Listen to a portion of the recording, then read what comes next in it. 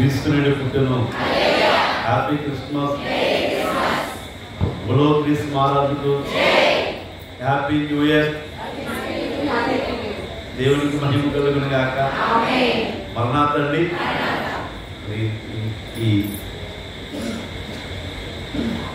ఇంటి భాగ్యం ఇచ్చిన దేవునికి మనం చాలా రుణపడి ఉన్నాం.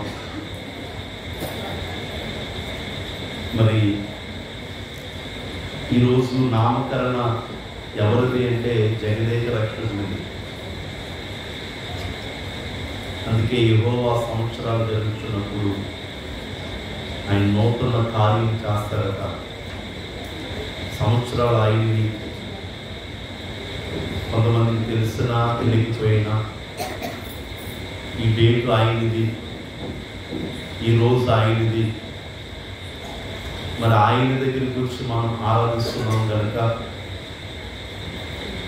మొదటి దినమే దేవుని సన్నిధిలో, మొదటి దినమే కాదండి, సమయం అలా మారగానే వచ్చి ఆయన సన్నిధిలో కూర్చున్నాం. దేవుని సన్నిధిలో ఏముంది అంటే భాగ్యం ఉంది. దేవుని సన్నిధిలో ఆశీర్వాదం ఉంది. ఎందుకంటే ఆయన కృప ఉంది, ఆయన మహిమ. మరి ఆ మహిమతో మనం ఆయన నింపుతారు అంటే ధన్యత మనందరికీ ప్రభు దయచేయడం గాక. ఆమేన్. మత్తయి సువార్త అండి. కొద్ది సమయం మన వాక్యాన్ని ధ్యానం చేసుకుందాం. మత్తయి సువార్త 2వ అధ్యాయము 9వ వచనంలో చివరి మాట నేను చదువుతున్నానండి. అమ్మా, వారికి ముందుగా నడిచెను. వారు రాజు మాట విని బయలుదేరిపోవచ్చు. ఇదిగో తూర్పు దేశంలో వారు చూసిన నక్షత్రం ఆ శిశువు ఉన్న చోటికి నీదుగా వచ్చి నిలిచే వరకు వారికి ముందుగా నడిచెను. చిన్న ప్రార్థన. మమ్మలను మిక్కిలిగా ప్రేమించిన ప్రేమలోకి తండ్రి, ఘనుడా, ఘనమైన దేవా, 2024 అంతా కూడా ఆయన భద్రపరిచి కాపాడి ప్రభువా 2025లోనికి నడిపించావు. అందుకు స్తోత్రములు తండ్రి. ఈ దినములు రోజులు నీవి నాయన దేవా, కాపాడి నడిపించిన తండ్రి మీకే స్తుతులు దేవా. ఆకాశమున్న దేవా, బలిష్ఠుడా, సదాకాలము ఉన్న దేవా, నిత్యము మాతో నడిపిస్తున్న దేవా, నీకు స్తోత్రములు నాయనా. ఈ 2025లో మొదటి దినమే ప్రారంభ సమయమై నాయన అలాగూ సమయం మారగానే ప్రభువా నీ సన్నిధిలోనికి మమ్మల్ని తీసుకొచ్చావు. అది మీరు చూపిన ప్రేమ తండ్రి. నీకు వందనాలు. ఇంతవరకు క్రమంలో బిడ్డల ద్వారా పాటలలో దేవాత్రేకుల సమప్రాకడ ప్రార్థనలు దేవా మీరు నడిపించారు తండ్రి. స్తుతుల ద్వారా నడిపించారు. ఉన్నారు దేవా. ఇప్పుడు తండ్రి సదోదర వాక్యం అల్పూర్ణ యోగ్యుడును పురుగును దేవా అటువంటి నన్ను తీసుకుని వచ్చి నిలబెట్టి మాట్లాడడానికి నిలబెట్టిన తండ్రి నీకు స్తోత్రములు నాయన. దేవా మీరు మాట్లాడండి. ఏ మాటలు పెళ్ళకు అవసరమో, ఏ వర్తమానము ఈ నూతన అవసరములు అవసరమో ఆ మాటలు మీరు అందించుకుని సహాయం వచ్చుమని మీరు మాట్లాడమని యేసయ్య నామమున పరమ తండ్రి. ఆమేన్. యేసు గారి కృపాసమాధానం మనతో నిలిచునుగాక. ఆమేన్. మరణాతండి. మరణాత. మరి వారికి ముందుగా నడిచెను. మనకు ముందు నడిచేది ఎవరు అంటే దేవుడు. దేవుడు నడిపిస్తున్నప్పుడు దేవుడు చెప్తున్నట్లుగా ఇక్కడ ఎవరు కనబడుతున్నారంటే జ్ఞానులు కనబడుతున్నారు. మన క్రిస్మస్ పాఠంలో ఈ వాక్యాలు మనం విన్నాం. ఈ జ్ఞానం నడిపించింది ఎవరు అంటే నక్షత్రం. ఈ నక్షత్రం పేరుంది ఆయన నక్షత్రం. ఆయన పుట్టినప్పుడు ఆ నక్షత్రం వారిని నడిపించింది. ఇప్పుడు వారికి ముందుగా ఉండి నడిచేది ఎవరు అంటే, నడిపించేది ఎవరు అంటే దేవుడు. కొంతమంది భక్తులను దేవుడు నడిపిస్తున్నప్పుడు వారికి దేవుడు చెప్పినట్టుగా వారు చేశారు కనుక ఆశీర్వాదాన్ని వారు పొందగలిగారు. అలాగే ఈ 2025లో ఎన్ని అంకెలు ఉన్నాయంటే 9. ఆత్మ ఫలాలు ఎన్నండి? 9 టోటల్. అందరూ టోటల్ చేసుకుంటారు. ఏమండి చివరి 25 ఏం చూపిస్తుంది? 7 చూపిస్తుంది. చాలామంది 6 అంటారు, మనం 7 అంటాం. ఎందుకంటే క్రైస్తవ బిడ్డలు 7 అనేది చాలా ఆశీర్వాద పదము. 7 అనేది దేవుడు ఎన్నుకున్న సంఖ్యగా మనం చూస్తూ ఉన్నాం. బిడ్డలారా చూడండి, అయితే దేవుడు ఎవరెవరి ముందు నడిచారో ఒకసారి బైబిల్ గ్రంథంలో మనం చూద్దాం. ఆదికాండము 12వ అధ్యాయములో, ఆదికాండము 12వ అధ్యాయము మొదటి నుండి మనం చదువుకుంటే, యెహోవా నీవు లేచి నీ దేశము నుండి బంధువుల యొద్ద నుండి తండ్రి ఇంటి నుండి బయలుదేరి నేను నీకు చూపించు దేశమునకు వెళ్ళుము. గొప్ప జనముగా చేసి నిన్ను ఆశీర్వదించి నీ నామమును గొప్ప చేయుదును. నీవు ఆశీర్వాదముగా నుండు. నిన్ను ఆశీర్వదించు వారిని ఆశీర్వదించుదును, నిన్ను దూషించు వారిని శపించుదును. భూమి యొక్క సమస్త వంశములు నీ యందు ఆశీర్వదింపబడునని అబ్రహాముతో అనగా, యెహోవా అతను చెప్పిన ప్రకారము అబ్రహాము వెళ్ళెను. ఈ 2025లో దేవుడు చెప్పిన రీతిగా మనం చేయగలమండి. దేవుడు వాగ్దానం ఏమిటంటే, ఆయన మన ముందు నడుస్తున్నాడు, ఆయన మనతో మాట్లాడుతున్నారు. అమ్మా ఈ 2025లో ఇలా ఉండమ్మా, నేను ఆశీర్వదిస్తాను అమ్మా అని దేవుడు చెప్తున్నారు. దేవుడికి మహిమ కలుగును గాక. అమ్మ అబ్రహాము గారు దేవుడు చెప్పినట్టుగా అబ్రహాము గారు ఏం విడిచిపెట్టాడు? ఆశీర్వాదము కావాలంటే వేటిని విడిచిపెట్టాలి? వేటిని విడిచిపెడితే దేవుని ఆశీర్వాదం మనకు వస్తుంది. దేన్ని విడిచిపెట్టగలిగితే ఆ ఆశీర్వాదం మనం పొందగలం. అమ్మా చాలా మంది శరీర ఆశీర్వాదమే కాదా మాకు ఉంటుంది కదా అనుకుంటాం. శరీర ఆశీర్వాదం, ఆత్మీయ ఆశీర్వాదం రెండు దేవుడు మనకిస్తాడు. రెండింటిని కూడా దేవుడు మనకైనా ఇస్తాడు. చూడండి, దేవుడు చెప్తున్నారు, ఇదిగో నీవు నేను చూపించు దేశానికి వెళ్ళు. ఎక్కడికి వెళ్ళాలో తెలియదండి. ఈ 2025లో ఏ పరిస్థితులు ఎలా ఉన్నా కూడా దేవుడిని ఏం చేయొద్దు, మాట్లాడాలి. చాలా మంది ఏం చేస్తున్నామంటే దేవుడిని విడిచిపెట్టేస్తున్నాం, మనుషులు పట్టుకున్నాం. ఈ 2025లో ఏం చేయొద్దండి, దేవుణ్ణి విడవకూడదు. అమ్మా అబ్రహాము గారు దేవుని మాట ప్రకారంగా ఆయన వెళ్ళారు కాబట్టి అబ్రహాము గారికి ఏం దొరికిందో తెలుసండి. ఏమొచ్చిందో తెలుసా? బలిపీఠం కట్టాడు, ప్రార్థన చేశాడు, ముందుకెళ్ళేది ఒకటి ఏమొచ్చిందో తెలుసమ్మా? కరువు వచ్చింది. ఏంటి పాస్టర్ గారు ఈ ఆనందం, ఈ నూతన అవసరంలో మొట్టమొదటి దినములో కరువు అంటారా? అమ్మా కరువును కూడా ఆయన జయించగలిగారు అంటే అర్థం ఏంటి తెలుసండి? నా ముందు దేవుడు ఉన్నారు, సజీవుడు ఉన్నాడు, నాతో మాట్లాడిన దేవుడు ఉన్నాడు. ఇంతవరకు నేను ఎదురు చూశాను, అన్వేషించాను, ఎవరు నాకు లేరు, కానీ నన్ను నడిపించు దేవుడు నాకున్నారు కాబట్టి కరువు కూడా నన్నేమి చేయదు అని. అమ్మా కరువు నుండి ఆయన ఐగుప్తు దేశానికి వెళ్ళాడు. 13వ అధ్యాయం దగ్గరికి వచ్చేటప్పటికి ఆయన ధనవంతుడయ్యాడు. ఎటు చూడలేదు కనుక విడిచిపెట్టి వాటి వైపు మరలా ఆయన చూడలేదు కాబట్టి దేవుడు ఆశీర్వాదాన్ని దేవుడు ఆయన అబ్రహాము గారికి ఇచ్చారు. అబ్రహాము గారితో దేవుడు కొన్ని మాటలు మాట్లాడుతున్నారండి. ఆయన చెప్తున్నారు, చూద్దాం బైబిల్ గ్రంథంలో ఆదికాండము 15వ అధ్యాయము 1వ వచనం. ఇది జరిగిన తర్వాత యెహోవా వాక్యము అబ్రహామును దర్శనము వచ్చి, అబ్రహమా అమ్మా అక్కడ వారికి ముందుగా నడిచాను. ఏమంటే దేవుడు మనకి ముందు నడుస్తాడు. ఈ 2025లో మన ముందు ఎవరున్నారు అంటే, అమ్మా మన అంశం ఏంటి? మన ముందు ఎవరున్నారు? నేను పావుగంటల ముందు చేస్తానండి, దేవుడికి మహిమ కలుగును గాక. ఇప్పుడు అబ్రహాము గారి ముందు ఎవరున్నారు?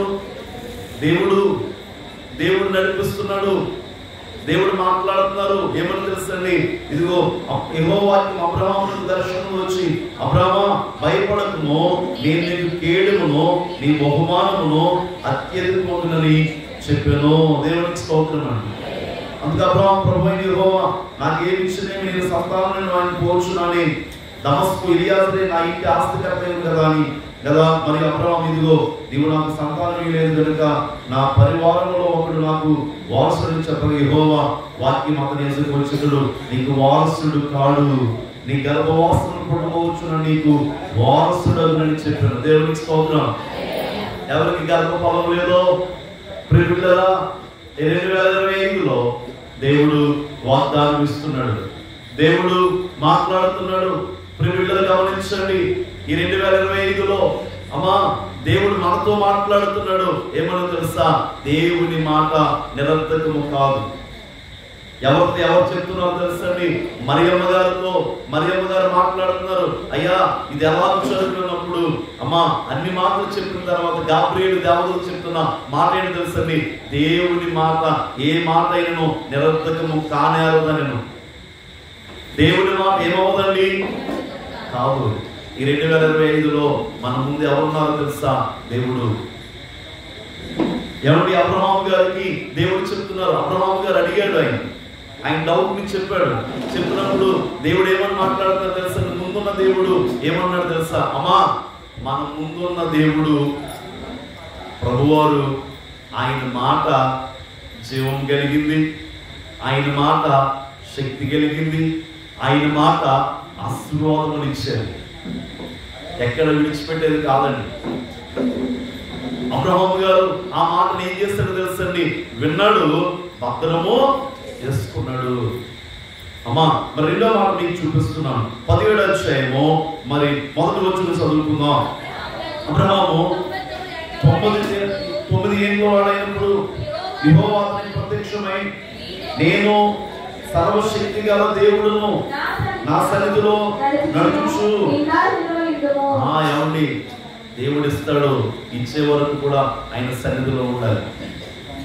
ఆయన సన్నిధిలో ఉన్న తర్వాత అన్ని ఆశీర్వాదాలు పొందేసిన తర్వాత విడిచిపెట్టి వెళ్ళిపోదామా? అలా వెళ్ళొద్దు. ఆయన గట్టిగా మనం పట్టుకుందాం, దేవుడిని మనం ఆరాధిద్దాం. ఒకవేళ ఈ 2025లో అంటే 2024లో విడిచిపెట్టిన సంవత్సరంలో ఒకవేళ ఆరాధనలోనికి రాలేదేమో, ఆయన సన్నిధిలోనికి రాలేదేమో, ఆయన స్థలంలో కూర్చోలేదేమో, ప్రియమిత్రులారా 2025లో దేవుని మాట ప్రకారంగా నడుద్దాం. దేవుని మాట ప్రకారంగా మనం నడిస్తే ఏం పొందుతాం తెలుసండి, గొప్ప ఆశీర్వాదాన్ని మనం పొందుతాం. ఎప్పుడైతే ఈయన సన్నిధిలో కూర్చోగలిగాడో, ప్రార్థన చేయగలిగాడో, ఒక రోజునండి దేవాది దేవుడు స్వయంగా వచ్చి అబ్రహాము గారి ఇంటి దగ్గర భోజనం చేసి వెళ్ళాడు. దేవుడికి మహిమ కలుగును గాక. మనకు అందరూ భోజనం చేయాలి. ప్రభు వచ్చి భోజనం చేయాలని ఏం చేయాలి? మనం ఆయనకి ఇష్టడుగా జీవించాలి. ఏం చేయాలి చెప్పండి? ఆయనకి ఇష్టడుగా, ఆయన బిడ్డగా మనం జీవించాలి. ఈ 2025లో మనం ఏం నేర్చుకుందాం చెప్పండి? ఆయన సన్నిధిలో ఒకవేళ లేని వారం అయితే ఆయన సన్నిధిలో ఉందాం. మన ముందున్నది ఎవరు చెప్పండి? ఆయన. ఎప్పుడైతే ఈయన సన్నిధిలో నడిచారో, ఎప్పుడైతే అబ్రహాము గారు దేవుళ్ళు నడిచారో, ప్రియమిత్రులారా ఒక రోజున త్రిత్వ దేవుడు, ముగ్గురుగా వచ్చిన దేవుడు అమ్మా ఆగిపోయారండి. ఎవరి దగ్గర తెలుసా? మన దగ్గర ఆగిపోతాడు ఆయన. ఈ 2025లో మన దగ్గర ఉంచుకోగలిగితే ఆయన ఆగిపోతాడు. మనం ఎవరైనా గొప్పవాళ్ళు పెద్దవాళ్ళ దగ్గరికి వెళ్తే వాళ్ళ దగ్గరికి ఫోటోలు దిగాలనుకుంటాం. అవునా కాదు? దేవుడికి మహిమ కలుగును కానీ ఎవరైనా అపార్థం చేసుకోకండమ్మా. నిద్ర చేస్తూ ఉంది అనుకుంటున్నారా? నిద్రపోవద్దు. ఇంకొక మాట చెప్పి ముగించేస్తాం. ఏమండి, ఫోటోలు దిగాలనుకుంటామా? సాక్షాత్తు దేవాతి దేవుడు మన దగ్గరికి వచ్చేస్తే ఇంకేం చెప్తాడు? ఎప్పుడైతే దేవుడు ఆగిపోయాడో వెళ్ళేటప్పుడు ఏమన్నాడు తెలుసండి? నేను చేయబో కార్యాలు అబ్రహాముకు దాచదనా అన్నాడు ఆయన. ఈ 2025లో ఆయన ఏమి ఇవ్వాలనుకుంటున్నాడో వాటిని మనకి ఇస్తాడు. దాయుడు. కానీ మనం చేయవలసిన పని ఏంటంటే ఆయన వాక్యమును పట్టుకుని ఆయన సన్నిధిలో మనం నడిస్తే అమ్మా ఆయన ఇచ్చే ఆశీర్వాదము మనకు వస్తుంది. ఇది మొదటి మాట. అబ్రహాము గారికి దేవుడు చేసినటువంటి కార్యము, దేవుడు ఎన్నో మేళ్ళు అబ్రహాము గారి జీవితంలో చేస్తారు. మరి రెండో మాటలోకి వస్తున్నానండి. ఇస్సాకు గారు పిల్లలు ఎవరు చెప్పండి? ఇస్సాకు గారు అబ్రహాము గారి కుమారుడే. ఆదికాండము 26వ అధ్యాయము మన అంశం ఏం చెప్పండి? వారికి ముందుగా ఎవరు నడుస్తున్నారు? ముందుగా 2025లో మన ముందు నడిచేది దేవుడే. మీరు వాగ్దానాలు తీసుకుంటారు, ప్రార్థన చేసుకుని తీసుకుంటున్నారు, తీసుకోవద్దు అని అనట్లేదు. తీసుకున్న మీరు ఆ వాగ్దానాన్ని పట్టుకుని ఉండొద్దు. వాక్యాన్ని చదవండి, దేవుని సన్నిధిని పిలవద్దు, ప్రార్థన మానవుడు. కొంతమంది వాగ్దానాన్ని తీసుకుంటారండి, కానీ ఆయన సన్నిధికి రాదు, ఆయన దగ్గర కూర్చోరు, ఆయనతో గడపరు. అమ్మా, ఒకవేళ గడపలేని పరిస్థితి అయితే ఈ 2025లో వాటిని నేర్చుకున్నాం. ఆయన సహవాసంలో ఉందాం. వాగ్దానం తీసుకోవద్దని కాదు, వాగ్దానం మనకు ఆశీర్వాదం, దీవెనే. కానీ దాన్ని పట్టుకుని స్థిరమైనటువంటి దేవుణ్ణి ఆరాధిస్తూనే మనం ఉండాలి.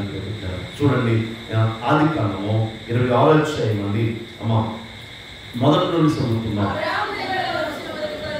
దాకా ఆదేశంలో వచ్చాను.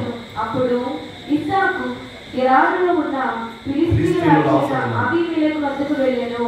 అక్కడ యెహోవా అతనికి ప్రత్యక్షమై, నీవు ఐగుప్తులోనికి వెళ్ళక నేను నీతో చెప్పు దేశమందు నివసించుము. ఈ దేశమందు పరవాసముండుము. నేను నీకు తోడయుండి నిన్ను ఆశీర్వదించుదును. దేవుడు మాట్లాడుతున్నాడు. నీవు ఎక్కడికి వెళ్ళకు, ఇక్కడే ఉండు. కరువచ్చునా ఏ ప్రాంతానికి నీవు వెళ్ళదు, నేను ఇక్కడే ఉండు. నేను చేస్తాను తెలుసా? నేను దీవిస్తాను, ఆశీర్వదిస్తాను అని చెప్పాడు దేవుడు. చెప్పిన దేవుడు అండి. మరి అదే అధ్యాయంలో మనం చూస్తే అమ్మా, మరి 12వ వచనం మనం చదువుతున్నాం.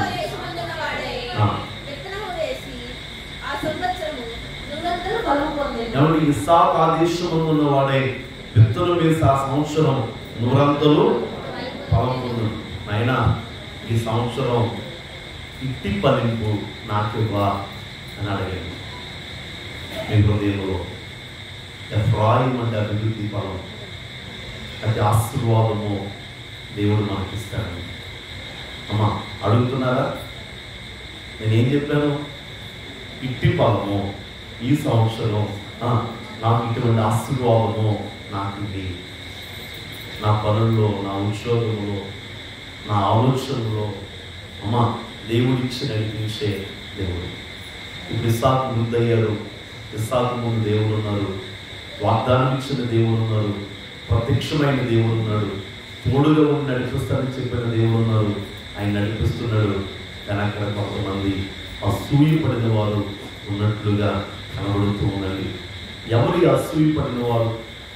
ఒకసారి బైబిల్ మనం చూస్తే అతడు మిక్కిలి గొప్పవాడు వరకు క్రమక్రమ అభివృద్ధి పొందుచూవచ్చు. అతనికి గొడ్లాస్తియు దాసులు గొప్ప సమూహములు కలిగినందున ఫిలిష్తీయులు అతని యందు అసూయపడి అతని తండ్రి అబ్రహాము దినంలో అతని తండ్రి దాసులను బావులను ఫిలిష్తీయులు మన్ను పోసి పూర్తి వేసేది. అభివృద్ధి నీవు మాకంటే బహు బలము గలవాడు కనుక మా ఎద్దు నుండి వెళ్ళిపోమని ఇస్సాకుతో చెప్పగా ఇస్సాకు అక్కడ నుండి వెళ్ళి గెరారు లోయలో గుడారు వేసుకుని అక్కడ నివసించెను. ఒకసారి మీరు ఆలోచన చేయండి. వెళ్ళిపోమన్నది సామాన్యుడు కాదు. వెళ్ళిపోమని చెప్పింది ఎవరో తెలుసండి? అబీమెలెకు రాజు, ఫిలిష్తీయులు ప్రాంతానికి పరిపాలిస్తున్నటువంటి రాజు అండి. అటువంటి అబీమెలెకు రాజు చెప్తున్నాడు ఏమో తెలుసా? ఇదిగో నీవు మహా గనుడుగా ఉన్నావు, నీవు ఇక్కడి నుంచి వెళ్ళిపో. ఎవరిని చెప్పినప్పుడు రాజు మాట విని ఆయన వెళ్ళిపోతున్నప్పుడు అంతకన్నా గొప్పవారు దేవాతి దేవుడు ముందున్నారండి. దేవుడికి మహిమ కలుగును గాక. దేవుడు ఏమన్నారు? నువ్వు వచ్చే నీకేం చేస్తానో నా ఆశీర్వదిస్తాను, నేను దీవిస్తాను. ఒక మాట నీకు చెప్తున్నాను, ఎవరు విడిచిపెట్టినా, ఎవరు లేకపోయినా దేవుడు మనకు ఉండాలి. యేసు క్రీస్తు ప్రభువారు, యేసు ప్రభుల వారు మనకుంటే మనకు ఆశీర్వాదము, దీవెన, మేలు మన ముందుండి ఆయన నడిపిస్తారని. అమ్మ వెళ్ళిపోయారు ఇస్సాకు గారు, వెళ్ళారు, మరి బావిలు తవ్వారు, మంచి మంచి నీళ్లు పండివి, కానీ అవి మావని వారు పంపిస్తున్నట్లుగా మనం చూస్తూ ఉన్నాం. కానీ ఎలా వెళ్ళిపోయినా వాళ్ళకు ముందు ఎవరున్నారు చెప్పండి? ఇస్సాకు ఎవరున్నారు? అదండి, దేశం విడిచిపెట్టమన్నా, ఫిలిస్తీన్లు రాసే వెళ్ళిపోమన్నా, అభిమలకే చెదరించుకున్నా ఆశీర్వదించు దేవుడు విడిచిపెట్టలేదు. నేనంటాను సన్నిధి భాగ్యము, ప్రార్థన భాగ్యము. అమ్మా, ఈ అలవాటును మనం మానకుండా ఉంటే మన ప్రభు వారు ఏం చేయరు చెప్పండి? మనల్ని విడిచిపెట్టే దేవుడుగా నడిపించే దేవుడు. ఒకసారి మీరు ఆలోచన చేస్తే చదివితే అక్కడ కొన్ని మాటలు ఉన్నాయండి. నేను మరి వాటిని చెప్పి నేను ముగిస్తాను. చూడండి, మనం చూస్తే అమ్మ 23వ వచనం చదువుకుందాం. అక్కడ నుండి అతడు వెళ్ళెను. దేవునికి స్తోత్రం అండి. అమ్మ అక్కడి నుంచి వెళ్ళిపోమన్నప్పుడు వచ్చేస్తున్నప్పుడు అక్కడ నుండి అతడు బెయేర్షెబాకు వెళ్ళెను. ఆ రాత్రి యెహోవా అతనికి ప్రత్యక్షమై, నేను నీ తండ్రి అయిన అబ్రహాము దేవుడును, నేను నీకు తోడై ఉన్నాను గనుక భయపడకము. దేవునికి స్తోత్రం అండి. ఏమంటున్నాడు ఆయన? భయపడకము. అమ్మా, ఏ భయములతో మనం ఉన్నా కూడా ఈ 2025 భయపడక్కర్లేదు. ఎందుకంటే మన పక్కన ఎవరుంటారు చెప్పండి? యేసు క్రీస్తు ప్రభువారు ఉంటారు. అమ్మ చూడండి, ఇక్కడ మనం చూస్తే భయపడదు. నా దాసుని అబ్రహాము బట్టి నేను ఆశీర్వదించి నీ సంతానం విస్తరింపజేస్తుందని చెప్పాను. ఎవరిని బట్టి ఎవరిని ఆశీర్వదిస్తున్నాడండి దేవుడు? మనం ప్రార్థన చేస్తే మన ప్రార్థన పెట్టలేగలుగుతాం. అలాగే వాళ్ళు ప్రార్థన చేయొద్దా? వాళ్ళు కూడా ప్రార్థన. దేవునికి మహిమ కలుగును గాక. నా దాసుడైన అబ్రహామును బట్టి నేనేం చేస్తాను? ఆశీర్వదిస్తాను. ఏమంటే ఎవరు విడిచినా ముందు నడుస్తున్న దేవుడు విడిచిపెట్టలేదు. అక్కడ మనం చూస్తే మరి అక్కడ అతడు ఒక బలిపీఠం కట్టి యెహోవా నామమున ప్రార్థన చేశారు. అక్కడ తన గుడారం చేస్తున్నారు. అప్పుడు ఇస్సాకు దాసులు అక్కడ అహుజాతు అతను సేనాధిపతిలో గెరాడని అతని ఎదురుకు వచ్చి, ఇస్సాకు మీరు నా మీద పగబెట్టి మీ వద్ద నన్ను పంపివేసిన తర్వాత ఎందు నిమిత్తము నా ఎదురుకు వచ్చి ఉన్నారని వారుడుగా, వారు నిశ్చయముగా యెహోవా నీకు తోడయుండుట చూచుకుని. ఒక మాట మీకు చెప్తున్నానండి, దేవుడిలో మనం నిలబడగలిగితే, స్థిరమైన దేవుడిని మనం నమ్ముకుని ఆయనలో మనం నిలబడగలిగితే, ఆయనకి ప్రార్థన చేయగలిగితే అనేక మంది ద్వారా ఒక సాక్షిగా మన దేవుడు నిలబెడతాడు. దేవుడికి మహిమ కలుగును గాక. ఇప్పుడు ఎవరు వచ్చారు తెలుసండి ఇక్కడికి? చిన్నవాళ్ళు ఏమి రాలేదండి. అమ్మ అబీమెలెకు రాజే, ఇస్సాకు నువ్వు వెళ్ళిపో, నువ్వు బలమైన వాడు అని చెప్పిన రాజే అబీమెలెకు, అహుజాతు, పికోలు వీరందరూ వచ్చారండి. 3 వచ్చారు. వచ్చి ఇస్సాకు ఏమన్నారు తెలుసండి? నీకు దేవుడు నిశ్చయముగా తోడైండుట మేము చూచుకున్నాం. ఈ సంవత్సరం దేవుడు తోడైండుట అందరూ చూచేలాగా మన దేవుడు నడిపిస్తాడు. అమ్మా, దేవునికి మహిమ కలుగును గాక. ఇస్సాకు వృద్ధి, ఇస్సాకు ఆశీర్వాదము, ఆ వృద్ధిని విడిచిపెట్టి బయటకు వచ్చినా కూడా గొప్ప ఆశీర్వాద వృద్ధి దేవుడు ఇచ్చాడు. ఏ పరిస్థితులను కూడా మనం ఇటువైపు చూడొద్దు, కానీ దేవుని సన్నిధిని, ప్రార్థనను కలిగి మనం జీవించి ఆయన మాట ప్రకారంగా జీవించి నడిస్తే దేవుడికి తోడై ఉంటారు. ఆయన మనకు ముందుంటాడు, ఆయన నడిపిస్తారు, ఆశీర్వదించి దీవిస్తారు. అట్టి భాగ్యము, ఆశీర్వాదము, దీవెన, మేలు ఈ 2025లో ఈ మొదటి దినము ఈ సమయము నా దేవుడు మనకిచ్చి నడిపించును గాక. ఆమేన్. చిన్న ప్రార్థన.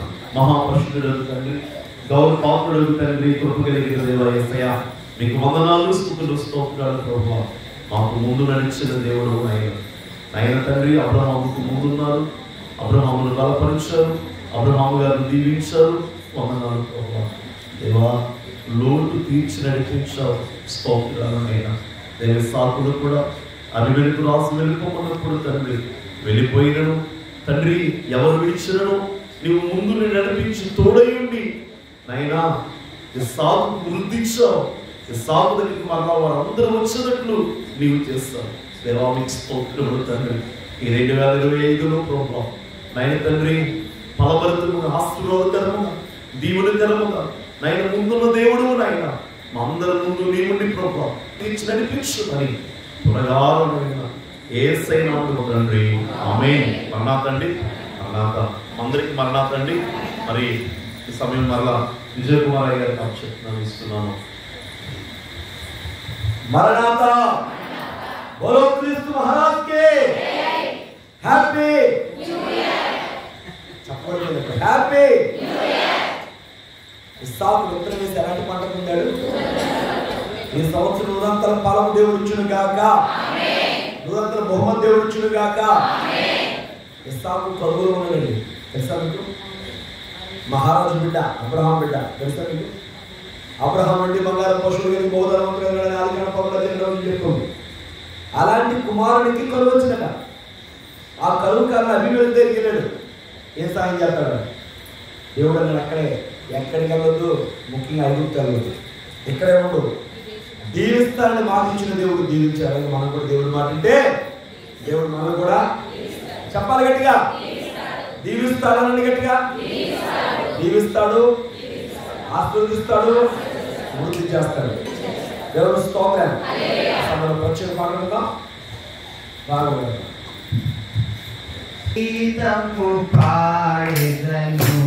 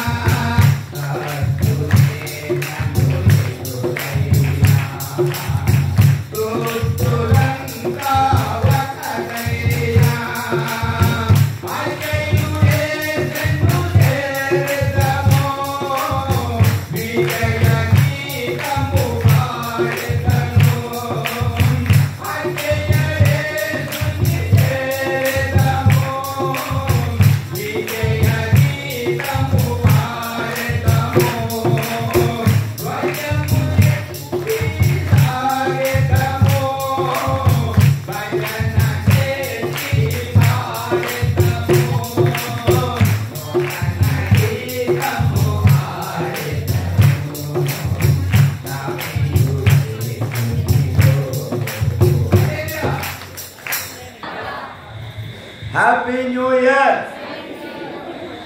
హ్యాపీ హ్యాపీ దేవుని స్తోత్రం. దేవుని వాక్యం చదువుకుందాం. యెషయా గ్రంథము 43వ అధ్యాయం 19వ వచనాన్ని చదువుతున్నామా. ఇదిగో నేను ఒక నూతన క్రియ చేయించున్నాను, ఇప్పుడే అది మొలుచును, మీరు దాన్ని ఆలోచింపరా. నేను అరణ్యములో త్రోవ కలుగు చేయించున్నాను, ఎడారిలో నదులు పాలు చేయించున్నాను. దేవుడు తన పరిశుద్ధ వాక్యాన్ని మన వీటిలో దీవించును గాక. ఆమె చిన్న ప్రార్థన చేసుకున్నాం. మీకు వీలైన వారు కళ్ళు మూసుకొని, వీలైతే మోకరించండి. ఒకవేళ మోకరించి ఇబ్బంది కళ్ళు మూసుకొని ప్రార్థన ఎక్కించండి. ప్రార్థన. మహాపరిశుద్ధుడా మీకు వందనాలు, గౌరవ పాత్రుడు తండ్రి స్తోత్రాలు. మా పరలోకపు దేవా రాజా మీకు వందనాలు. ఈ నూతన సంవత్సరంలో, ఈ 2025వ సంవత్సరంలో ప్రభువా, ఈ ప్రారంభ సమయం, ఈ రాత్రి వేళ, ఈ మొదటి సమయం మీ సన్నిధిలో, మీ మందిరములో, ఏర్పాటు స్థలంలోకి మమ్మల్ని చేర్చారు, కూర్చారు. వందనాలు. మీతో గడిపే సమయం, మిమ్మల్ని స్తుతించే సమయం, మిమ్మల్ని ఆరాధించే సమయం, ఈ నూతన సంవత్సరంలోనైనా మా యొక్క ప్రతి భారమును మీతో చెప్పుకునే మంచి సమయం ఇచ్చావు తండ్రి. నీకే మహిమ ఘనత ప్రభావములు ఆరోపిస్తున్నాను. ఇంతవరకు జరిగిన కార్యం మొత్తం వందనాలు. ఇప్పుడైనా బలహీనుడైన నిలబడుచు ఉండగా నన్ను మీ శిలువ చాటును పరిచయిస్తున్నాను. మీరే మాట్లాడి మహిమను మా మంచి బోధకుడైన యేసు నామమున అడుగుచున్నాము తండ్రి. ఆమేన్. కూర్చుందాం. అందరికీ మరణాత గట్టిగా చెప్పాలి. బోలో క్రీస్తు మహారాజ్ కి. క్రీస్తు పుట్టెను. Happy Christmas. Merry Christmas. Happy happy Christmas. మంచిగా ప్రభువు నామమును బట్టి కృపయు సమాధానం మనకెల్లరికీ కలుగును గాక. ఆమేన్. అంత నాతో చెప్పండి మాట. ఇదిగో నేనొక నూతన క్రియ చేయించున్నాను. అంత నాతో చెప్పండి. ఇదిగో అమ్మ వినాలి, నాతో చెప్పండి. అందరూ చెప్పండి మాట. దైవం చెప్పండి పోతుంది. ఇదిగో నేనొక నూతన క్రియ చేయించున్నాను. ఏం క్రియ అండి? నూతన. గతించిన సంవత్సరం 2024 అయిపోయింది. 2025లోకి వచ్చాం. ఈ మొదటి సమయం, ఈ మొదటి రోజున ఆయన సన్నిధిలో, ఆయన పాదాల చెంత ఉండడానికి దేవుడు మనకు ఒక మంచి అవకాశాన్ని ఇచ్చాడు. దేవుని స్తోత్రం. ఈ నూతన వస్త్రాన్ని అనేక మంది అనేక విధాలుగా ఆహ్వానించారు, ఆహ్వానిస్తున్నారు, రకరకాల రీతుల్లో ఆహ్వానిస్తున్నారు. కానీ మనమైతే ప్రభు సన్నిధిలో ఉండి ఆయన వాక్యము ద్వారాను, ప్రార్థన ద్వారాను, స్తుతి గీతాల ద్వారాను, దేవుని స్తుతించడం ద్వారాను ఈ నూతన వస్త్రాన్ని మనం ఆహ్వానించున్నాం. దేవునికి స్తోత్రం. దేవుడు తన వాక్యము ద్వారా మనతో ఏం మాట్లాడుతున్నారంటే నూతన సంవత్సరంలో, ఇదిగో నేను ఒక నూతన క్రియ చేయించున్నాను. ఎలా ఉంటుందంటే ఆయన చేస్తే నూతన క్రియ, ఎడారిలో నదులు పారుతాయి. దేవుని స్తోత్రం. ఎలా పారుతాయమ్మా? ఎడారంటే ఏంటి? జనజీవనము లేని ప్రాంతం, చెట్లు మొలవని ప్రాంతం, జీవరాస్తులు నివసించలేని ప్రాంతం. ఎందుకంటే అక్కడ నీళ్లు ఉండవు. దేవుడు అన్నాడు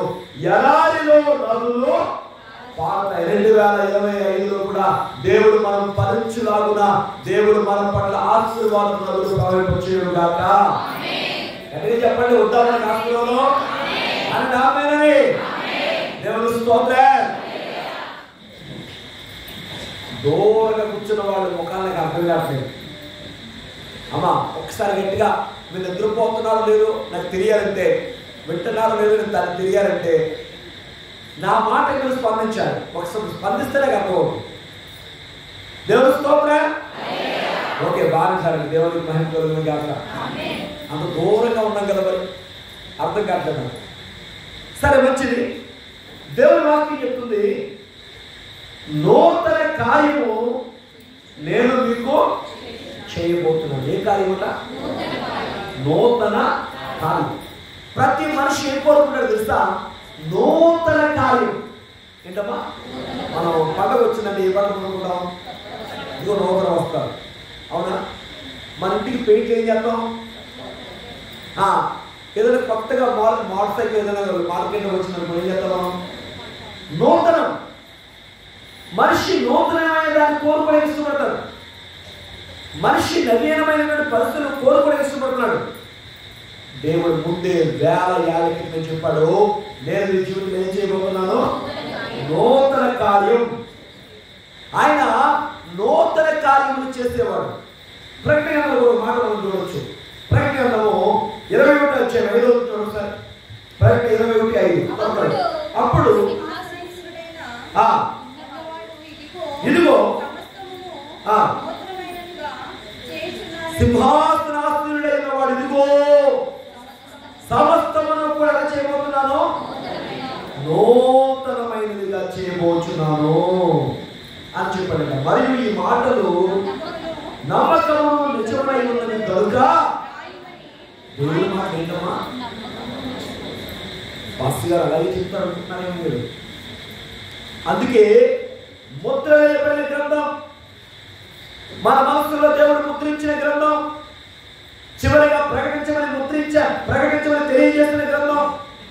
ఆ ప్రకటన గ్రంథంలో దేవుడు చెప్తున్నాడు, నా మాటలు నమ్మకమైనవి. నమ్ముతున్నారు ఇవాళ? నమ్ముతున్నారమ్మా? దేవుని మాట ఏం కాదు, భ్రమ కాదు, కథ కాదు, కల్పితం కాదు, కల్పన కాదు. నమ్ముతున్న వారు ఒకసారి చేయబడి పైకి దేవుని స్తోత్రం చెప్పండి. హల్లెలూయా.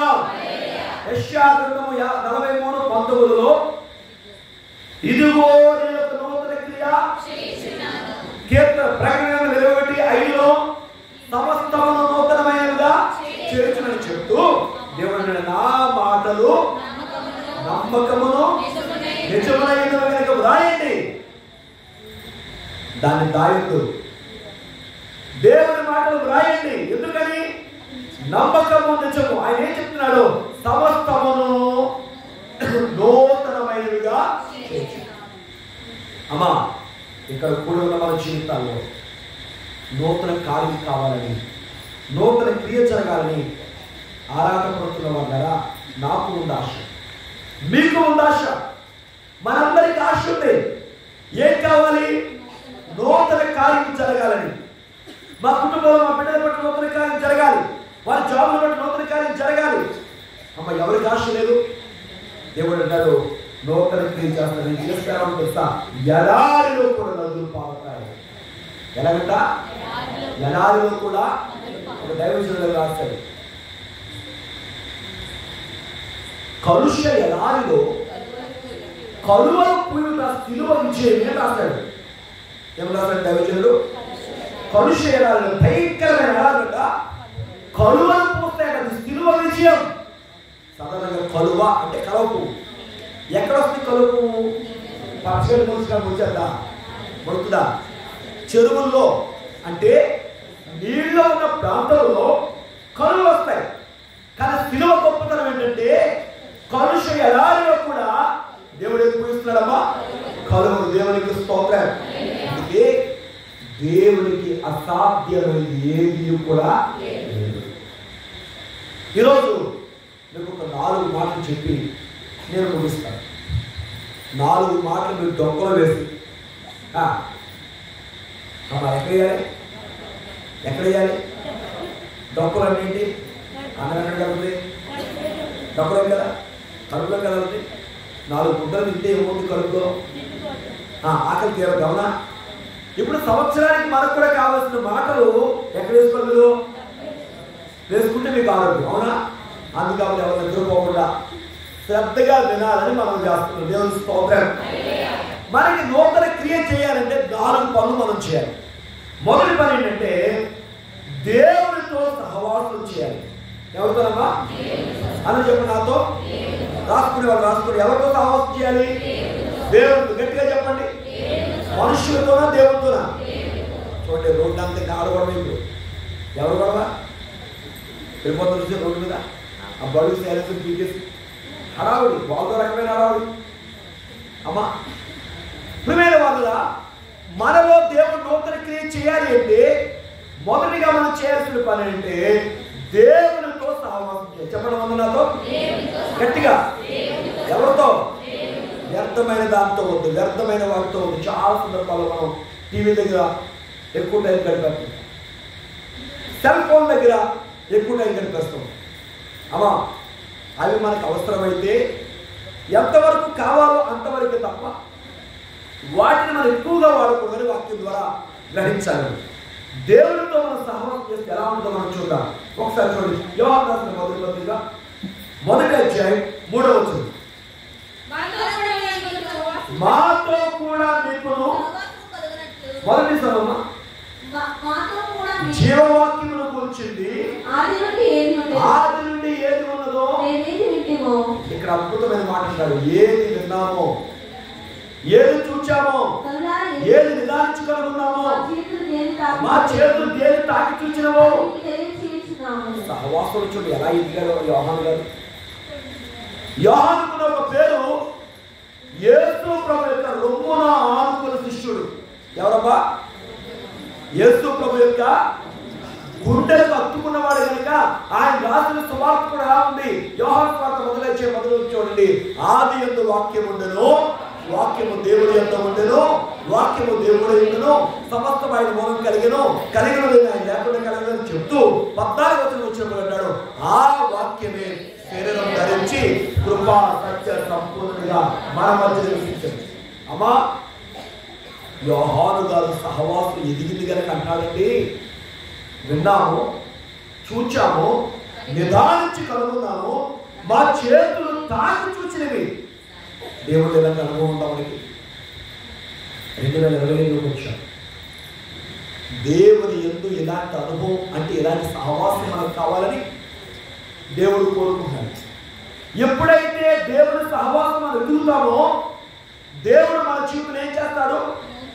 నూతన కార్యాన్ని అయినా జరిగిస్తాడు. దేవుని స్తోత్రం. వివరించే సమయం కాదు కానీ కొత్తగా 1 గంటలు చెప్పారు మీకు వాక్యాలు, కొంచెం సమయం పడదు. అమ్మా మీరు 9 గంటలు 9 కొంటారు మరి 1 గంటలు చెప్పారు. మరి పాస్ట్ గారు 1 గంటలు న్యాయం చూడకండి, ఆ టైం పాస్ట్ పోవడంట. దేవుని స్తోత్రం. హల్లెలూయా. దేవునితో సహవాసం కొత్తగా చెప్పుకుంటున్నాం. యోబు గ్రంథము 22:21 ఈ మాట అర్థం చెప్పడమా? ఆయనతో గట్టిగా చెప్పాలి. అమ్మా ఈరోజు ఏ రోజు చెప్పండి? దేవుని సన్నిధిలో గడపవలసిన రోజు, అవునా?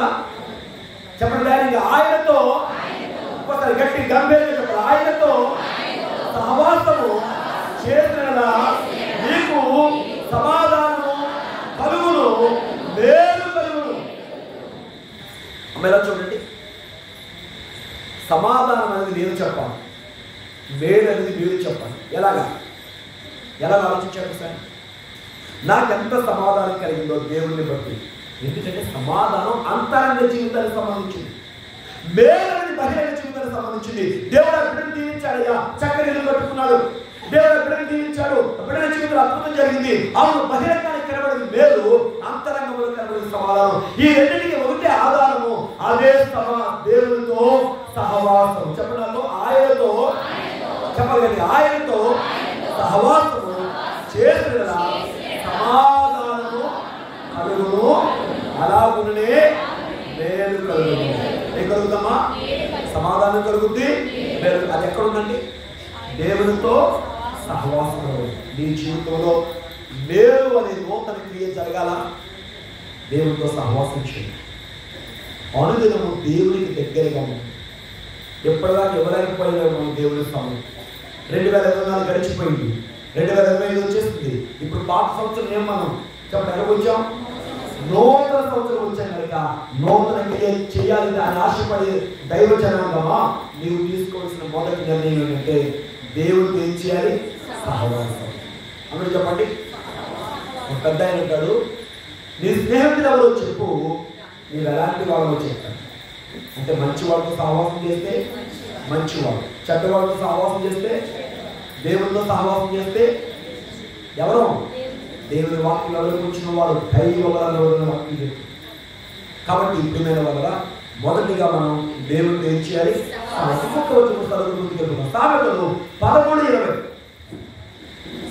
13. అమ్మా, జ్ఞానుల సహవాసం చేయవాడు విన్నారండి. జ్ఞానులతో సహవాసం చేసేవాడు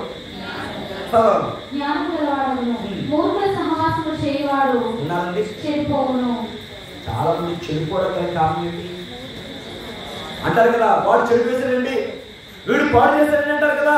ఇదిగో ఇక్కడ దైవ జనాంగమా, ఎవరి బిడ్డ ముందుగా ముఖ్యంగా చెప్తున్నాను, దేవుని మాట మొదటి వినండి, మీ తల్లిదండ్రుల మాట వినండి. చెడ్డవాడి మాట తీగానే ఉంటుంది, తర్వాత రోజుగా పాపాలి. దేవుడి మాట కఠినంగా ఉంటుంది, రోజు దీవించబడతావు. ఎందుకంటే కఠినమైన మాట నేను సరిచేసి నీ జీవితాన్ని దేవునికి విలువైన వ్యక్తిగా చెప్తుంది కనుక చెక్కేటప్పుడు కొంచెం బాధనా, కానీ చెక్కిన తర్వాత దాని వల్ల వచ్చే ఫలితం చూసి అప్పుడు ఆనందిస్తాం. దేవునికి స్తోత్రం. హల్లెలూయా. చాలా విషయాలు ఉన్నాయి కానీ సమయం లేదు, ముగించేద్దాం, ముందుకెళ్ళిపోవాలి. రెండవది, దేవుడు నీలో నూతన క్రియ జరిగించాలంటే రెండవ పని ఏం చేయాలంటే ఎల్లప్పుడూ కృతజ్ఞత కలిగి జీవించాలండి. అమ్మ ఎలాగా చెప్పండి, ఎలా ఉండాలి? ఎల్లప్పుడూ కృతజ్ఞత కలిగి జీవించాలి. కొలస్సీ పత్రిక 4:2. కొలస్సీ పత్రిక 4:2. అమ్మ ఎవరో ప్రార్థన యందు నిలకడగా ఉండి కృతజ్ఞత గలవారై దాని యందు మెలకువగా ఉండుడి.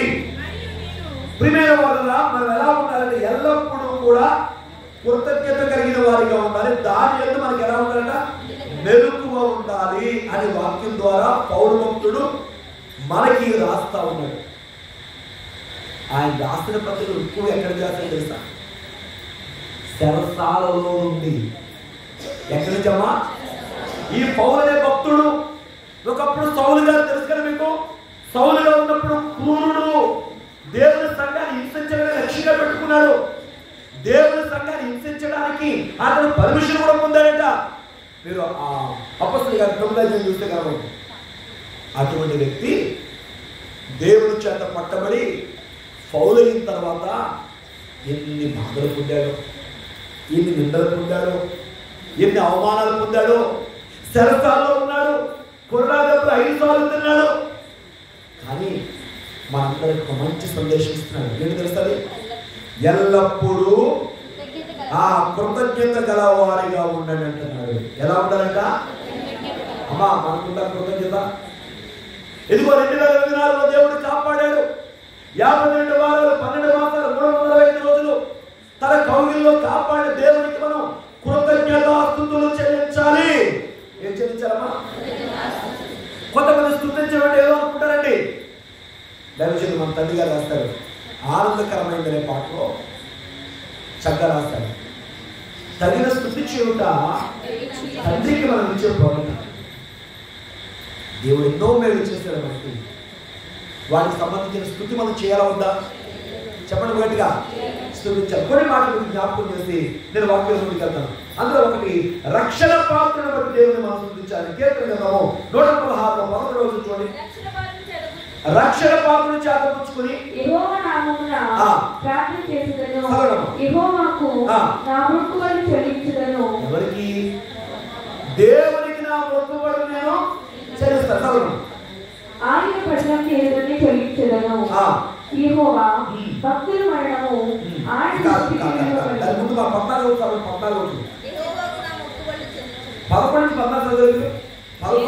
వరకు కీర్తన 116లో 11 నుంచి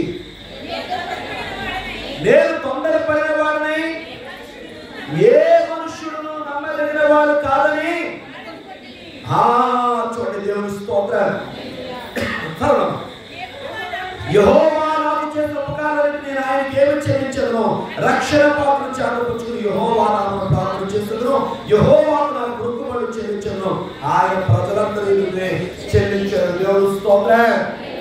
కొంతమంది ఏమంటారంటే దేవుని ఇంట్లో ప్రార్థన చేస్తే చాలా చర్చికి రావాలండి అని వాళ్ళ మీకు జవాబులు ఉంటాయి. ప్రజలందరి ఎదుట కృతజ్ఞతలు చెల్లిస్తాను. యెహోవా చేసిన ఉపకారాలను నా రక్షణ పాత్రను చేతపుచ్చుకుని ప్రజలందరి ఏం చేస్తాను? కృతజ్ఞతాస్తుతులు చెల్లిస్తాను. దేవుని స్తోత్రం. హల్లెలూయా. ఇక్కడ మనం చూసుకున్నట్టు చాలా విషయాలు ఉన్నాయి. కీర్తన 138 అధ్యాయంలో మొదటి రోజు చూడండి సార్.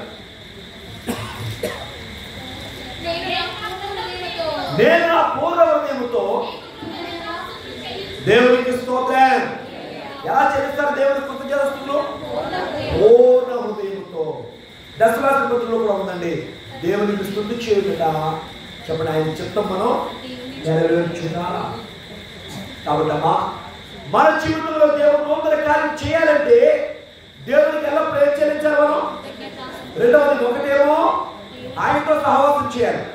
రెండు, కృతజ్ఞతాస్తుతులు కలిగి ఉండాలి. అమ్మ దైవస్థాయి రాస్తారు, స్తుతి చేస్తేనక ఎక్కడ ఉన్న శ్రమలు ఏమైపోతాయి? ముక్కలైపోతాయి. దేవుని స్తోత్రం. ఇలా చూడండి, ఒకసారి యేసు ప్రభువు మీటింగ్ పెట్టారు. ఆ మీటింగ్ అండి 5,000 మంది మగవాళ్ళు వచ్చారు. మన మీటింగ్లో మగవాళ్ళు ఎక్కువ, ఆడవాళ్ళు ఎక్కువ? చెప్పడమ్మా. ఆడబిడ్డలు ఎక్కువ. ఇప్పుడు అక్కడ కూడా ఎవరు ఎక్కువ? ఆడబిడ్డలు ఎక్కువ. మగవాళ్ళు ఎంతమంది? 5,000 మంది. ఆడవాళ్ళు ఎంతమంది? మరి ఆడలో 5,000 వేసుకోండి. పిల్లలు ఎంతమంది? ఇప్పుడు ఒకరిద్దు, ఒకరి ముద్దు, ఇద్దరు అది లేవు. అప్పుడు శ్లోకాలు ఉన్నాయా? ఎంతమంది పిల్లలని కనేవారు? 10 మంది, 15 మంది పిల్లలు. అవునా? కాబట్టి అలా తక్కువ లెక్కేసుకున్నా ఆడలో 10,000 మంది, 20,000 మంది ప్రజలు ఉన్నారు. ఇంచుమించు వేస్తే అన్నారు వీళ్ళందరికీ ఆహారం పెట్టాలన్నారు. శిష్యులు వచ్చారు, ఎంతమంది పెడతాం అయినా మన దగ్గర 2 చేపలు 5 రొట్టెలు. అప్పుడు ప్రభు అన్నారు, అదే తిన్నారు అన్నారు. వాడు తెస్తా ఉన్నారు.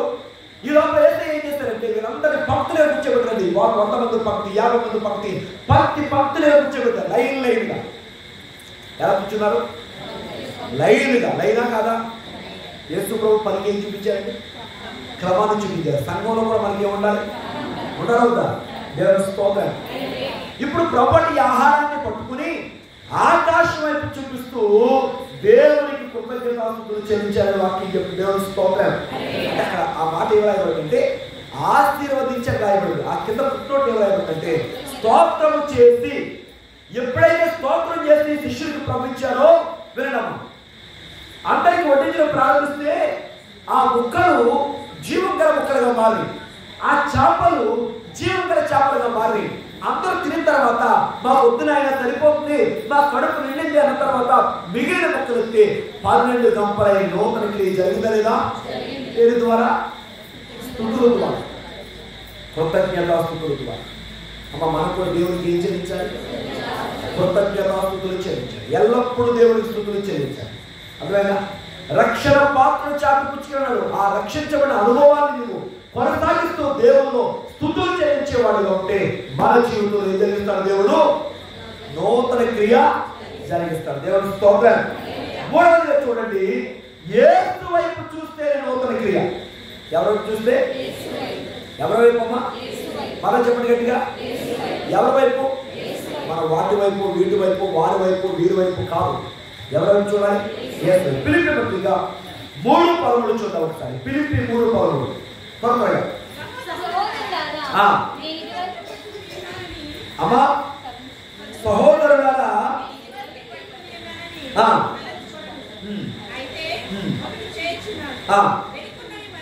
వినండి ప్రియమైన వారు, వెనుకున్నవి మరచి. ఇలా చూడాలంటే నా వైపు నేను ముగించేస్తాను. ఇక ఆఖరి మాటలు వినండి, ఇంకొక మాట ఉంది. వెనుకున్నవి మరచి. ఏం మర్చిపోవాలి? అందరూ చెప్పండి. అప్పుడు ఎలా జరిగింది, అప్పుడు అలా జరిగింది. కొంతమంది చూడండి మర్చిపోలేదు. ఇక మనసులో పెట్టుకుని ఎప్పుడో ఏం చేస్తారు చెప్పడమ్మా, తోడుతా ఉంటారు. ఒకవేళ అటువంటి లక్షణం మనలో ఉంటే మార్చుకుందాం. బైబిల్ సెలవిస్తూ ఉంది, ఈ నూతన వస్త్రంలో, ఈ 2025లో, ఈ జనవరి మాసంలో, ఈ ఉదయకాలంలో దేవుడు మనతో ఏం చెప్తున్నాడంటే, వేడుకున్నది మరచి చెప్పండి, ముందున్న వాటికై వేగరమే పరిగెత్తుతున్నాం. క్రీస్తు యేసునందు, ఎంత అద్భుతమైన మాట అండి. క్రీస్తు యేసునందు దేవుని ఉన్నతమైన పిలుపును కలుగు నిమిత్తము బహుమానం పొందవలని గురి యొద్దకే పరిగెత్తుచున్నాము. దేవుని స్తోత్రం. ఆయన వైపు చూస్తూ వెళితే అమ్మా, మన జీవితంలో ఏ కార్యం ఎప్పుడు చేయబోతున్న కార్యము దేవుడు ఖచ్చితంగా చెప్పగలిగా జరిగిస్తారు. దేవుని స్తోత్రం. నేను కొన్ని మాటలు జ్ఞాపకం చేస్తే నేను వాక్యాన్ని ముగిస్తానండి. పేతురు ఎలా చేశారో చూద్దాం. మత్తయి వార్త 14:30.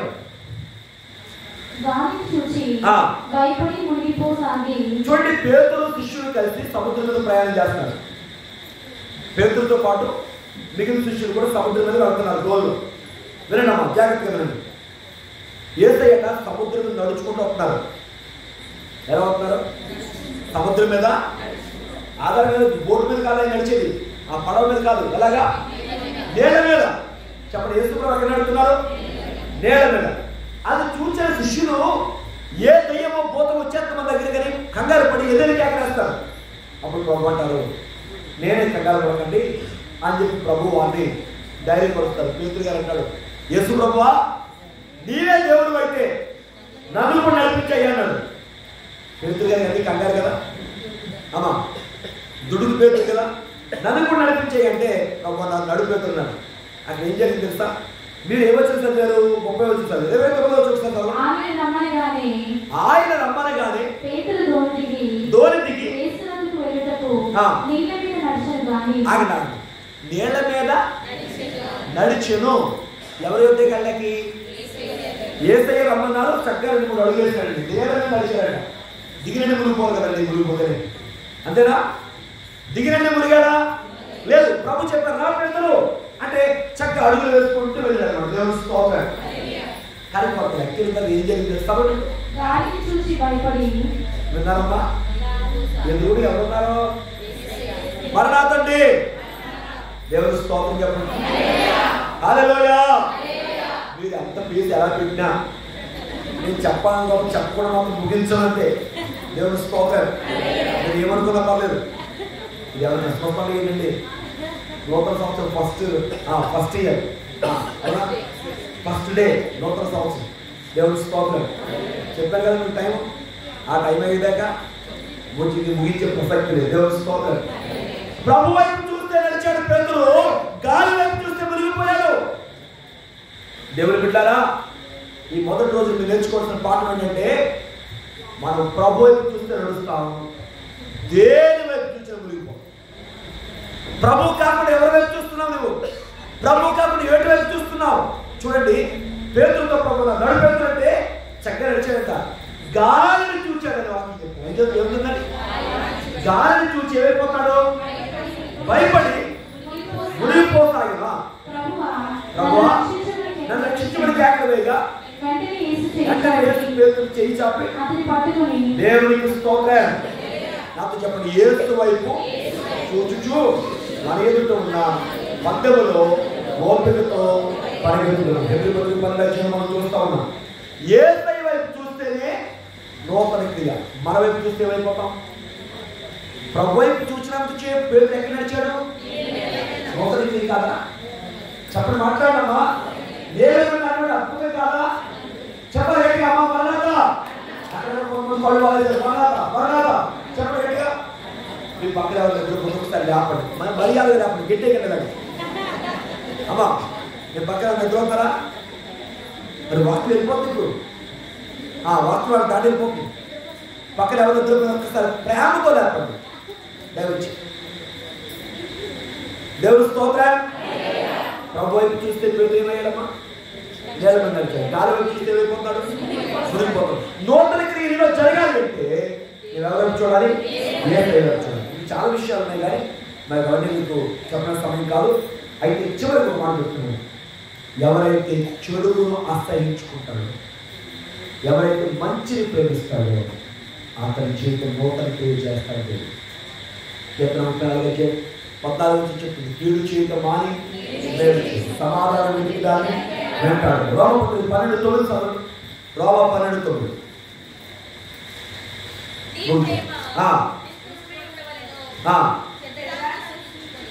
చెడ్డ దానిని అసహించుకొని మంచి దానిని హత్తుకొని ఉండని చాలమా. నాకు చెప్పండి, చెడ్డ దానిని అసహించుకొని మంచి దానిని హత్తుకొని ఉండండి. అమ్మా, ఈ నూతన వస్తువులలో ఒకవేళ ఏదైనా చెడ్డ దాన్ని నీవు హత్తుకుని ఉండగలుగుతుందట, దాన్ని అసహించుకో. కొంతమంది పక్కన పెడతారు. చెడుగునండి విడిచిపెట్టడం కాదు, అసహించుకోవాలి. అసహ్యమైన దాన్ని మనం కాలు పెడతామా? తొక్కుతామా? దాన్ని తొక్కుతామా? పొరపాటున కాలు పడింది దాని కదా ఏం చేస్తాం మనం? చెప్పండి, ఏం చేస్తాం? తెగ ఉద్దేశం కడిగేస్తాం. అవునా? మరి అసహ్యమైన దాన్ని అసహించుకోలేము.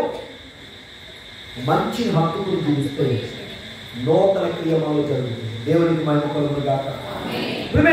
చాలా విషయాలు ఉన్నాయి కానీ సమయం చాలా ప్రాముఖ్యమైంది. కొరింథీ 10:6 కూడా చూసినప్పుడు మరి వారు ఆశించినట్టుగా చెడ్డదాన్ని ఆశించొద్దని ఇశ్రాయేలు మన సాదృశ్యంగా దేవుడు చూపించాడు. ఇలా చాలా అంశాలు మనకు ఉన్నాయి కానీ సమయం ప్రాముఖ్యమైన ముగిస్తాను. ముగింపు ఒక్క మాట చెప్పండి నాతో. ఇదిగో నేను ఒక నూతన క్రియ చేయబోతున్నాను, ఎడారిలో నదులు పారును. దేవునికి స్తోత్రం. అమ్మ, మన జీవితంలో దేవుడు నూతన క్రియ చేయాలంటే 4 మాటలు చెప్పాను. ఏంటో 4 మాటలు? దేవునితో 2 ఎల్లప్పుడూ దేవుని ఎల్ల కృతజ్ఞత కలిగి ఉన్నాం. 3 ఆయన వైపు చూచుట. 4 చెడుతనమును అసహించుకుని మంచి నువ్వు ప్రేమిస్తే మన జీవితంలో నూతన కార్యం దేవుడు ఎప్పుడు చేస్తాడు. ఆయన కృపలో మనం ఉంటుంది. ఆయన వైపు చూచుకంటే ప్రార్థించుట, స్తుతించుట, ఆయన సన్నిధిలో ఉంట అనేక అంశాలు ఉన్నాయి. కాబట్టి మన జీవితం నూతన కార్యం చేయాలంటే ఈ నూతన తీర్మానం చేసుకుని ఎల్లప్పుడూ దేవుడి కృపలో ముందుకు సాగు ధన్యత ఈ వాక్యం ద్వారా ప్రభు మనకు అనుగ్రహించిన గాక. ఆమేన్. మరణాతనందరికీ అందరూ ఒకసారి మోకరించండి. అయినా అంతా 2 అయిపోతాను నేను మాట్లాడకపోయినా సరే మోకరించాను. మోకరిందా 2 చేతులు జోడించాను. దేవానికి స్తోత్రం. నాయనా, నేను వాక్యం విన్నాను, నూతన క్రియ చేయబోతున్నాను ప్రభు. ఇప్పటివరకు ఎంతో ఆశతో ఎదురు చూస్తున్నాం తండ్రి. ఈ 2025లో మా జీవితంలో, మా కుటుంబంలో వాక్యంలో విన్నట్టుగా మీ వాటలో మేము చూసినట్టుగా నాయనా నూతన క్రియ చేయి ప్రభు అని అడగండి. ప్రతి వారు నూతన క్రియ జరగాలంటే నాలో ఈ 4 సందేశాలు కావాలి. ఈ 4 అంశాలు నాలో కావాలయ్యా. అడగండి ప్రభు, ప్రతి వారు అడగండి. 1, ఆయనతో సహవాసం, ఆయన సన్నిధిలో ఉండుట, ప్రార్థించుట, వాక్యం కలిగి జీవించుట, ఆయన సహవాసం మనకు కావాలి. అడగండి ప్రభువా, ఈ 2025లో నీ సహవాసములను బలపడు చేయ ప్రార్థించాలి. నోరు తెరచండి ప్రభుని.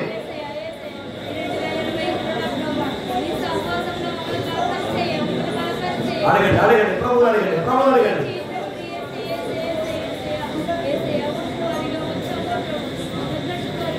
రెండవదిగా ఎల్లప్పుడూ కృతజ్ఞత కలిగిన వారిగా ఉండాలి, స్తుతులు కలిగిన వారిగా ఉండాలి. ప్రతి విషయంలో దేవునికి ఎల్లప్పుడూ కృతజ్ఞతాస్తుతులు చెల్లించుడి. ఇలాగు చేయడం యేసుక్రీస్తు విషయంలో దేవుని చిత్తం.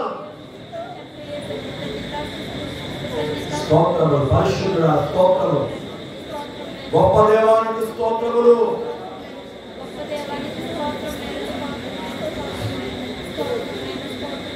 దేవునికి ఆలోచన. మూడవది ఆయన వైపు చూడాలి. గురి ఆయన లేదు, మన లక్ష్యం ఆయన లేదు. ప్రభు వైపు చూస్తే పేతురు నీటిపై నడిచిన అద్భుతం. గాలి వైపు చూడగానే, సముద్రం వైపు చూడగానే మునిగిపోతున్నాడండి. మరియు ఆయన వైపు చూస్తే చాలు, మన జీవితంలో అద్భుతం.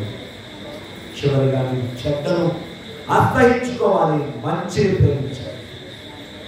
అప్పుడు మన జీవితంలో దేవుడే నూతన క్రియ చేస్తాడు. ప్రార్థన చేద్దాం. అందరూ అలాగే ఉండండి. ప్రార్థన చేసుకుంటాం, కూర్చున్నాం. మహాపరిశుద్ధుడు అయిన మాత్రం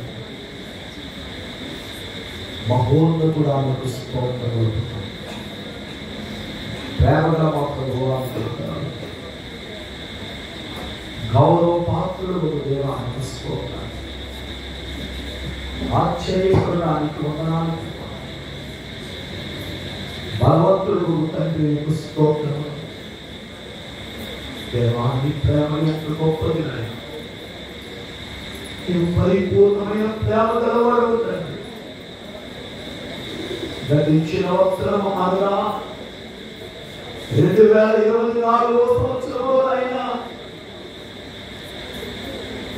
12 మాసములు 52 వారములు 365 రోజులు నీ కౌగిల్లో మమ్మల్ని కాపాడావయ్యా.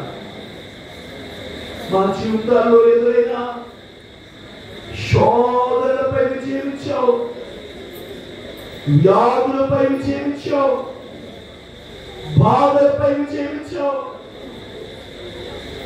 అయ్యా. ఏమన్నావు కదా, ఇశ్రాయేలులారా, నేను మిమ్మల్ని ఎలా తీసుకొచ్చా తెలుసా? గెద్ద రెక్కల మీద. ఈ సమయానికి 2000 వచ్చావంటే కేవలం రెక్కలపై మమ్మల్ని మోసుకొచ్చావు తండ్రి. మా అంతటి మేము నడవలేము నాయన, మా అంతటి మేము క్షేమముగా ఉండలేమయ్యా. అంతలో కలబడి అంతలో మాయమైపోయే నీటి పొరగల వంటి మా బ్రతుకులు. దేవా దేవా దేవా, నువ్వు కృప చూపించావయ్యా. దేవా, నువ్వు సహాయం చేస్తావయ్యా. దేవా, నువ్వు హత్తుకున్నావు, ఎత్తుకున్నావు తండ్రి. నీకు స్తోత్రము. దేవా, నీకు వందనాలు. ఏమిలో కలవు తండ్రి, ఏమని స్తుతించగలము ప్రభువా, ఏమని కొనియాడగలము తండ్రి. ఎంత స్తుతి చేసినా తక్కువే, ఎంత కొనియాడినా తక్కువే. ఎన్ని వందనాలు చేసినా నీవు చూపిన ప్రేమకు తండ్రి ఏమి చేయగలవు. దేవానికి సాగినప్పటికీ నమస్కరిస్తున్నాం. కృతజ్ఞతతో వందనం చెప్తున్నామయ్యా. సజీవులే కదా నేను స్తుతించాను. ఇలా నీకు సజీవులుగా మమ్మల్ని మా చేత గానములు చేయించుకున్నావా తండ్రి, మా చేత స్తుతులు అందుకుంటున్నావా. దేవానికి స్తోత్రం తండ్రి. నీకే మహిమ మహిమ మహిమ మహిమ. అయినా ఈ 2025 మమ్మల్ని తెచ్చావు తండ్రి. ఈ నూతన వస్త్రములో ఈ మొదటి దినమున నీ పాదములు చెప్పుకుంటాను. ఇశ్రాయేలు ప్రజలకు వింటున్నావు కదా, మీరు మొదటి దినమున పరిశుద్ధ సంఘముగా కూడుకోవాలన్నావు తండ్రి. ఈ మొదటి దినమున, ఈ మొదటి రోజు నీ సన్నిధిలో గడిపే బాధ్యత అయ్యా. నీ వాక్యము ద్వారా మాతో కొన్ని మాటలు మాట్లాడారు. ఈ మాటలు ఎంతో విలువైనవి. నీవంటున్నావు, నేను ఒక నూతన క్రియ చేయించున్నాను, ఎడారిలో కూడా నదులు పారులు. స్తోత్రం తండ్రి. నేను నూతన క్రియ చేస్తే అసాధ్యము సాధ్యమే. అయితే మానవులు కోరుకుంటున్నాను, మాలో నూతన క్రియ జరగాలి అంటే మొదటిగా మా సహవాసము నీతో ఉండాలి, ఎల్లప్పుడూ స్తుతించేవారిగా ఉండాలి, అలా నీ వైపు చూచేవారు. నాలుగవదిగా నువ్వు చెడును అసహించుకొని మంచిని ప్రేమించేవారు. దేవస్తోత్రము ఆశ కలిగిన నీ స్థాయిలో ఉంటుంది. మా జీవితాల్లో నూతన కార్యం జరుగులాగా అద్భుతం చేయండి. వేరే మహిమనంతా ప్రభావం మీ కృపతో ప్రయత్నించండి. వేస్తున్నామని ఇచ్చిన మరణాత గట్టిగా చెప్పండి. బోలో క్రీస్తు మహారాజ్ కి దేవునికి స్తోత్రం. హ్యాపీ గట్టిగా హ్యాపీ హ్యాపీ హ్యాపీ. క్రీస్తు పుట్టెను, మన కొరకు పుట్టెను. కూర్చున్నాం, కూర్చోండి. దేవునికి మహిమ కలుగును గాక. అమ్మా ఇప్పుడు వాగ్దాన కార్డు ఒక పక్కన మీకు అందిస్తాం. అలాగే ఇదే టైంలో స్నాక్స్ బాబు అందిస్తే